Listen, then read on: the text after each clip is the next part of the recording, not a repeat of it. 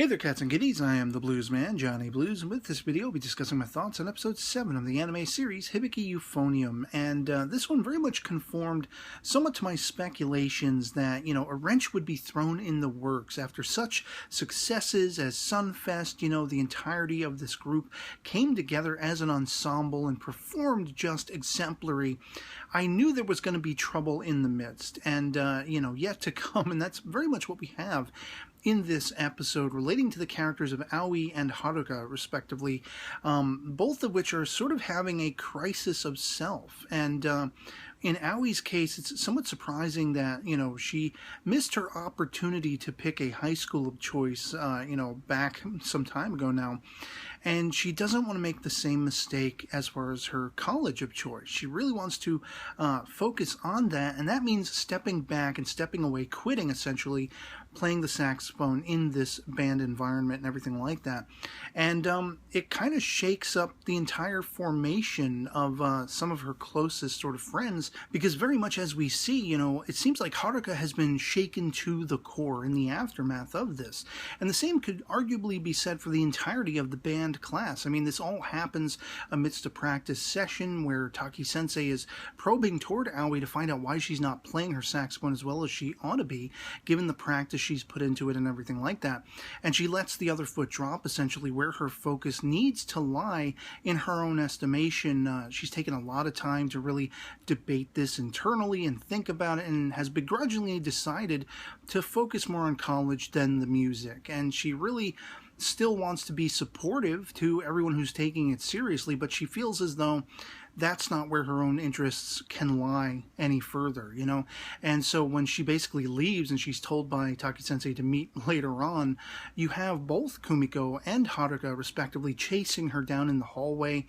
And this is where, she sort of fleshes out what her decision is. But, as I say, Haruka is rocked to the very core. Her own sort of, over the last couple of episodes, we've had little grains of, this particular, I guess you could say, self-qualms within Haruka, coming to the surface. The idea of, why was Asuka not the one to be the class president or to be the band president?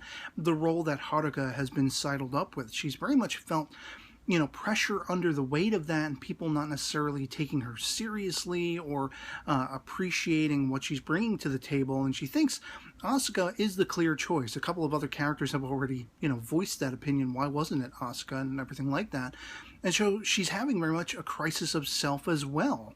And it was just, Aoi's deciding to remove herself from the band equation that pushed Haruka over the edge. And this all coincides, of course, with the unfolding drama that relates back to when the current second years were first years, and there was trouble amidst them and the seniors, or whatever it was, the third years. And apparently Aoi was caught right in the middle of that. Aoi, Haruka, and, a couple of the other characters, they really saw, a division of people who wanted to take the music seriously and people who didn't, people who were aloof.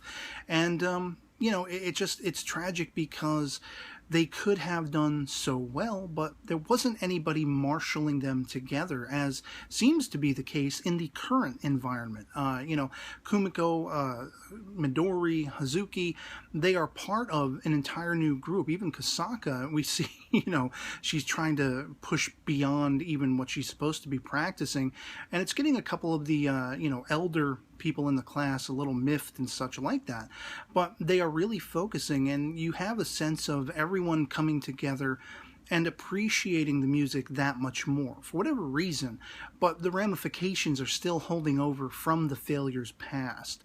And I like that we're not necessarily seeing that continue with Kumiko and Kasaka, respectively, that, began the series where they were really faltering, and or at least Kasaka was, and she couldn't understand Kumiko's lack of appreciation for wanting to achieve, and it seemed like they were going to be, set apart.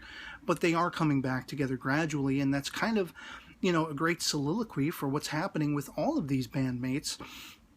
And I love how, one of her friends goes to visit Haruka at home, and it's coinciding with, Kumiko, Midori, and Hoozuki being in like a McDonald's or whatever it is, having fries as well. This girl has brought potatoes, I guess fried potatoes, as a snack and everything like that, to try to console Haruka and explain to her the courage that she doesn't even appreciate she has within herself to have made the decision to take up the role of president that Asuka, why did Asuka decide to pass it up? Why did she decide to turn it down?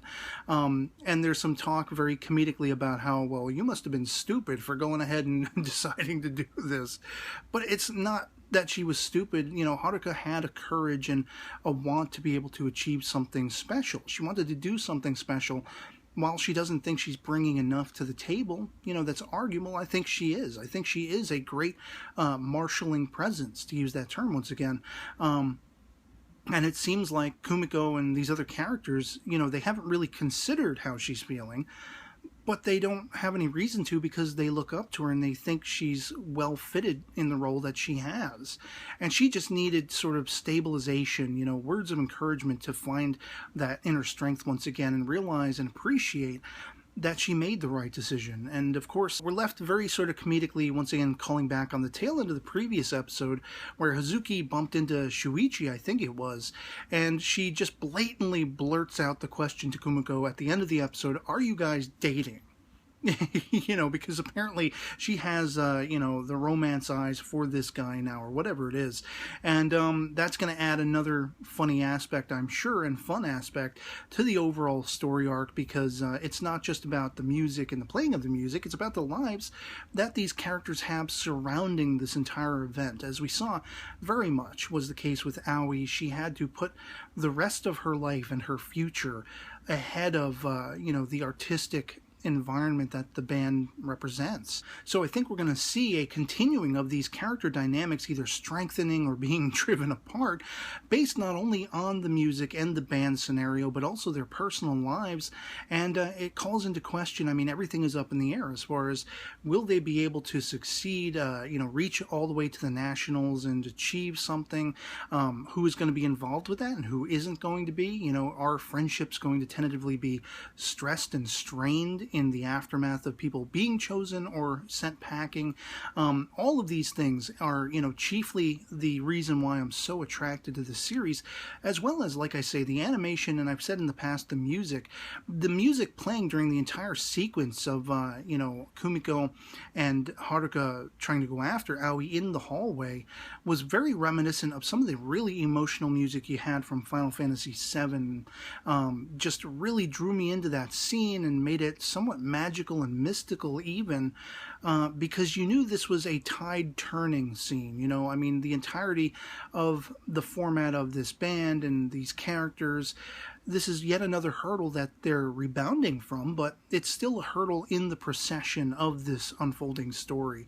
And I love that. I love that we can get that, and we can still have these characters be positive at the end of the day and still wanting to achieve, to basically still want to achieve and reach for the stars in the face of adversity, no matter how often you get downtrodden and get set packing and see your, hopes and dreams upset. If you can keep reaching for the ultimate goal that you set for yourself, that is an empowerment, that is a strength internally that these characters possess, and this show overall imbues within itself, and I love that. And it's just entertaining and fun and awesome. And I'd love to hear from you guys in the comments below what you thought of episode 7 of Hibike Euphonium, if you've seen it, if you've been following the series, and what you think of it so far, where you speculate things will be going from here on out. Do you think characters are going to be driven apart, or are going to solidify the bonds between them in the process of having to audition for the upcoming events and such like that? And otherwise that'll be pretty much it for me on this. Hope this video finds you well, and I'll catch you all later. Peace.